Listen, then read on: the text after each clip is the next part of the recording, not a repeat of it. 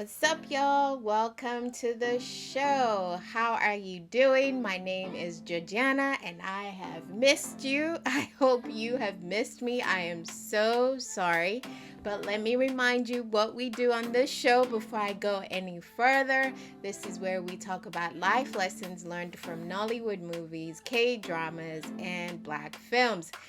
How are you? I have been okay, and I'm glad that I'm finally able to do this. It's been hectic, but it's no excuse. And my goal this year is to be consistent. You'll see a couple of things that I've done so far this year, what I've been working on, and little clips here and there of like working out and just trying to get focused and pumped for 2024. But how is your 2024? How is it going? Please put in the comments below. And if you are not already subscribed, go ahead and subscribe to this channel. I appreciate all those that have already subscribed. Your support makes a huge difference. I'm truly grateful for it. And let me know in the comments below what you would like me to talk about this year, what movies you would like me to check out, and give you my take on life lessons that I've learned from it and give me your feedback on it. But I've talked too much. Let's get into this great show that I have for you today. All right. Let's talk about Kedibone, which is a 2020 movie on Netflix. Here is the lowdown on the synopsis.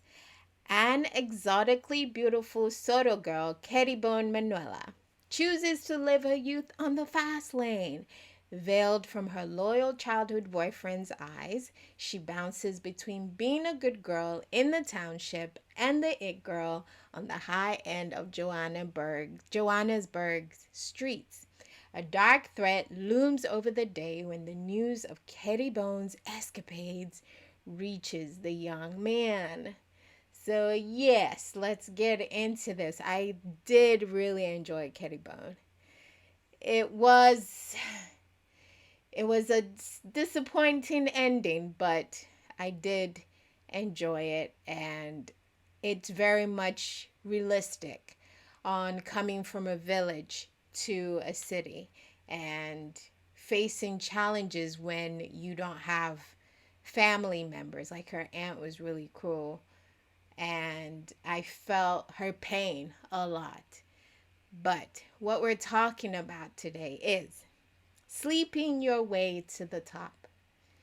She had no money. She wanted to become a successful actress. And she was sleeping with different men and drinking and smoking. I mean, she just really became someone that she originally wasn't. And you can say she was exploring, but there comes a point where you know what's right and what's wrong. And if she was concealing all of this from her boyfriend, then she knew it wasn't right. So my thing here is, are we still doing this? Are we still sleeping with people in authority or power in order for us to get promotion? I'm working on the job currently, and this girl literally, the guy over her, she's totally flirting with him, and she has a fiance. And you say, how do I know this? Like, literally, I'm doing work and she's got her head on his lap. Is that okay in a professional space? Like, what are you doing? And she's been telling people that, oh, he has a lot of connections, so I really want to get close to him. You can be close to people, but there's a way you also need to conduct yourself, right? I don't know if I'm not trying to start a rumor, right? And don't believe that she's sleeping with him, but if her fiance saw her with her head on his lap, is that awkward? Is that acceptable?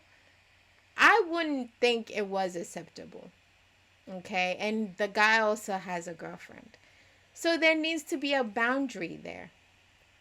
Okay. I get that it's not easy. And I know for Kedibone, it's like she has no money, right? And she wants to achieve this career success with the acting, and it's not happening.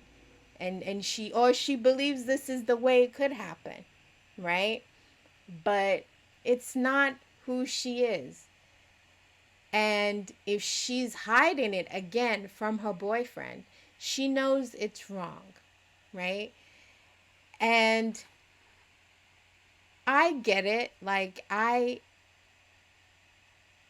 don't want to sound like I'm not mindful of the challenges that she had to face.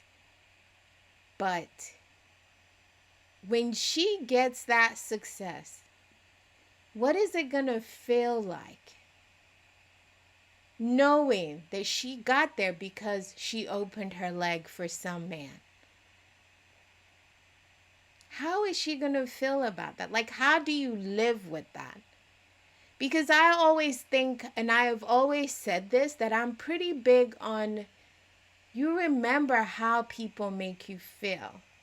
And so I live my life trying to remember how I made people feel.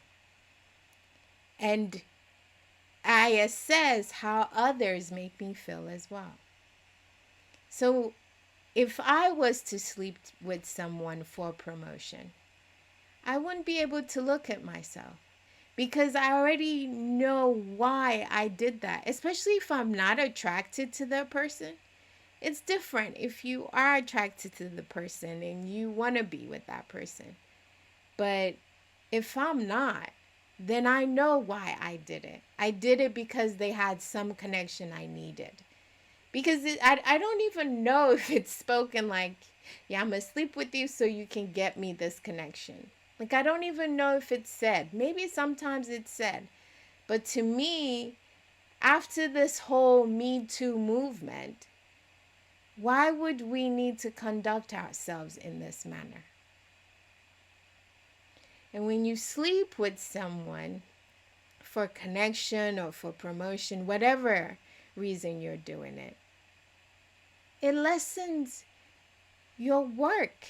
Like, it makes it look like you're not a great actress. Like, it's like, Kedibone, do you not believe you are talented enough? You know? Or do you know? It just lessens your work. It lessens the worth of your work. And not just your self-worth. Yes, there's that, but your work. Promotion comes from God, is what the Bible says. And if we are to work hard, eventually it will happen. I know it takes a long time, but I don't want to sleep with someone just because I want my work recognized.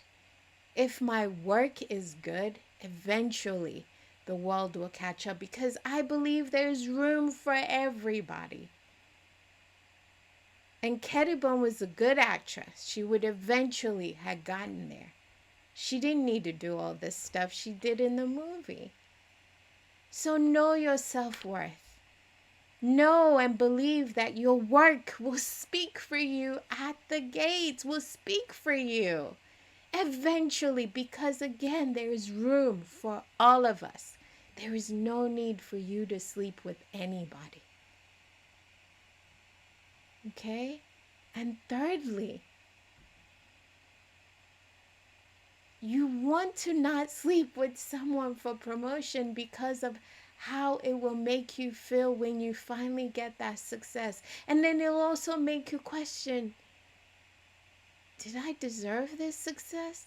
You know what I mean? And of course, people will talk about you because people will know. People will know. You don't want those questions. So I want to encourage you. Keep working hard. Don't find shortcuts. They're not going to serve you well. Not now, not in the long run. Because even in you doing that, who are you also hurting? Not just yourself, but maybe this person you're sleeping with has a family. you know, and you have to take responsibility in your part, in doing your part. I'm sorry. So always take a step back. Think of why you're doing this. Should you be doing this? So I want to encourage us with Proverbs chapter 3, verse 5. And I know that, I've used this before, but I think it's very crucial at this moment. And it says, trust in the Lord with all your heart and lean not on your own understanding. And in all your ways, acknowledge him and he shall direct your path. When we trust God in everything, that means we know he is directing our path. So there is no reason for us to take any shortcuts in whatever we're doing. We need to trust that God is with us on this long journey. And that is the one that matters, because he's the creator of heaven and earth, and he's got your back. All right, guys, thank you so much for watching. I look forward to seeing you on the next video. Until then, guys, have a great week, a great day, a great month. Love you. Bye-bye.